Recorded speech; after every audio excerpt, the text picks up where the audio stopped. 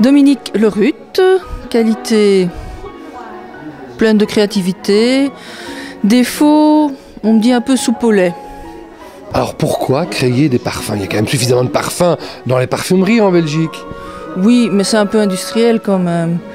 Et bon, les parfums, quand on les fait soi-même, on utilise les fleurs de son jardin, on utilise des huiles essentielles naturelles, on utilise de l'alcool qui est naturel également. Je suis quelqu'un qui adore la nature, donc ça me paraissait quelque chose d'incontournable de créer mes propres parfums. Alors est-ce que les premiers parfums sentaient réellement bon? Les premiers, oui, en général, oui. Il n'y a pas grand monde qui s'est plaint. Mais bon, à partir du moment où on utilise les huiles essentielles et qu'on utilise son nez, on ne peut pas se tromper. Alors là, ici, dans cette exposition, il y a 3 fragrances différentes. Est-ce qu'on peut les découvrir? Bien oui, j'ai un parfum qui s'appelle Vibrance, qui est à base de rose rouge, avec de la bergamote, avec un tas d'huiles essentielles très très variées, qui est plutôt un parfum, je dirais, apporté en soirée. Puis vous avez quelque chose de plus volatile, de plus léger, avec des tons, avec des tonalités dans le parfum, c'est assez étrange, mais qui sont plutôt dans les agrumes, donc avec des fleurs, des roses dans les tons orangés.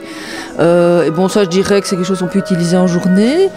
Et alors il y a un parfum qui avait été créé au moment des premiers quartiers verts du coin du Ballet, donc il s'appelle le parfum de l'Anvers, qui était une création vraiment faite pour cet événement-là, et donc qui était à base de lavande, de thym, de romarin. Alors après les parfums, vous décidez de vous mettre à l'écriture à plusieurs nouvelles petits contes cruels pour mal dormir. C'est pas un peu sadique ça, après les bons parfums de la nuit et les massages à l'huile essentielle?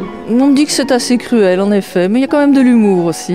En résumé, ce sont 11 nouvelles qui baignent dans une atmosphère assez étrange, des personnages qui sont confrontés un petit peu à des situations comme si le destin allait leur tomber dessus. Et là, j'ai trouvé enfin un éditeur qui m'a fait confiance, qui sont les éditions Chloé Délices, et qui aident vraiment les auteurs à concrétiser leurs projets. C'est dur d'être artiste en Belgique?